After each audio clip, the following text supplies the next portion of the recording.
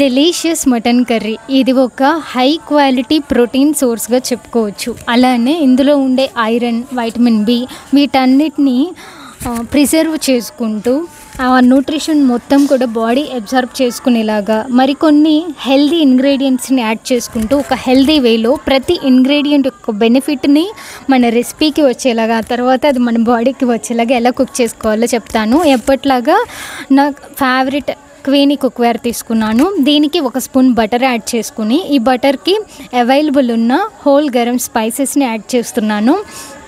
మీరు కూడా మీ అవైలబుల్ ఉన్న స్పైసెస్ని యాడ్ చేసుకోండి, ఆప్షనల్. ఇంకా ఎక్కువ ఉంటే ఎక్కువ, లేదా కొన్ని ఉన్న కొన్ని. ఇలా మొత్తం స్ప్రెడ్ చేయండి. లో ఫ్లేమ్లో ఉన్నప్పుడే స్పైసెస్ని యాడ్ చేసుకోవడం వల్ల బర్న్అవుట్ అవ్వకుండా మనం జాగ్రత్త పడవచ్చు అన్నమాట. అదే హై ఫ్లేమ్ అయిపోయి అప్పుడు యాడ్ చేసే కంటే అప్పుడు ఈజీగా మాడిపోతుంది. కాబట్టి ఇలా ముందే వేసుకొని కలిపి ఉంచేసుకొని ప్యాన్ రెడీ చేసుకొని దానికి మటన్ యాడ్ చేసుకుంటున్నాను. ముందుగానే క్లీన్ చేసి పెట్టేసుకున్నాను మటన్ని, దాన్ని యాడ్ చేసుకుంటున్నాను.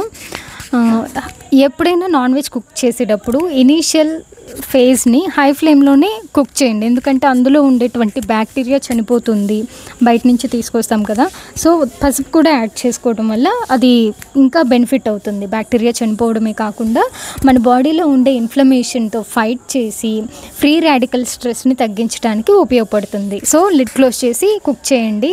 దానిలో ఉండే వాటర్తోనే చూసారా ఎంత బాగా కుక్ అయిపోయిందో. నేను ఎలాంటి వాటర్ యాడ్ చేయలేదు ఇప్పటి వరకు, జస్ట్ సాల్ట్ చేశాను అంతే. చూడండి ఎంత బాగా కుక్ అయిందో. అలా ఫ్యూమ్స్ కూడా వస్తున్నాయి కెమెరాకి. ఓకే, దీన్ని ఇప్పుడు వేరే బౌల్లోకి ట్రాన్స్ఫర్ చేస్తున్నాయి, ఎందుకంటే ఇదే సాట్ ప్యాన్లో దీన్ని కర్రీ గ్రేవీ వచ్చేలాగా రెస్ట్ ఆఫ్ ప్రాసెస్ని చూసుకుందాం. కొంచెం ఆయిల్ యాడ్ చేసి అందులో సన్నగా తరిగి ఉంచిన ఉల్లిపాయలు, పచ్చిమిర్చి, అలాగే కొంచెం ఉప్పు యాడ్ చేశాను అనమాట. వీటన్నిటిని ఒకసారి కలిపి లిడ్ క్లోజ్ చేసుకొని ట్రాన్స్పరెంట్గా ఫ్రై అయ్యే వరకు కొంచెం సేపు పెట్టుకుందాం. ఆల్రెడీ పాన్ హీట్లోనే ఉంది కాబట్టి ఎక్కువసేపు అక్కర్లేదు, కొంచెం సేపు అయితే సరిపోతుంది.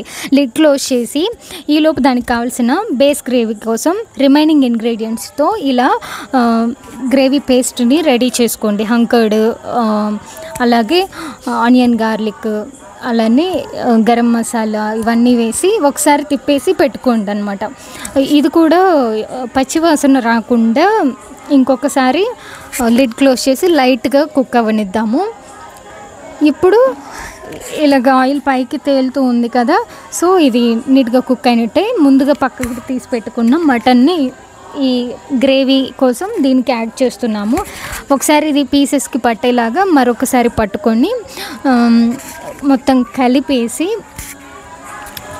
అలాగే కొంచెం సేపు లిడ్ క్లోజ్ చేసి కుక్ అవ్వనిచ్చి ఆ తర్వాత దీనికి గ్రేవీని ఎన్హాన్స్ చేయడానికి, టేస్ట్ని ఎన్హాన్స్ చేయడానికి, గ్రేవీ మంచిగా రావడం కోసం నేను 1 గ్లాస్ కోకోనట్ మిల్క్ని రెడీ చేసి పెట్టుకున్నాను. ఇప్పుడు ఆ గ్లాస్ కోకోనట్ మిల్క్ని దీనికి యాడ్ చేస్తున్నాను అనమాట. ఇది మన రెసిపీకి అడిషనల్ టేస్ట్ని ఇస్తుంది, అలానే అడిషనల్ హెల్త్ బెనిఫిట్స్ని కూడా ఇస్తుంది. ఈ కోకోనట్ మిల్క్ హెల్దీ ఫ్యాట్గా చెప్పుకోవచ్చు మన బ్రెయిన్కి, హార్ట్ హెల్త్కి. అలాగే మనం బటర్ని వాడాము, హెల్దీ కుకింగ్ ఆయిల్ని కూడా వాడాము. ఎక్కడ కూడా రిఫైన్డ్ ఆయిల్స్ నేను యూజ్ చేయట్లేదు, అన్రిఫైన్డ్ ఆయిల్స్ కాబట్టి మనకి చాలా హెల్దీ అనమాట. అన్రిఫైన్డ్ ఆయిల్ అలాగే హెల్దీ ఫ్యాట్ కాబట్టి హెల్దీ ప్రోటీన్. అట్లానే ఫైబర్ కోసం ఏం తీసుకున్నానో చెప్పుకోండి చూద్దాం. ఫ్రెష్ కోరియాండర్, ఎస్ అండి, కొత్తిమీర.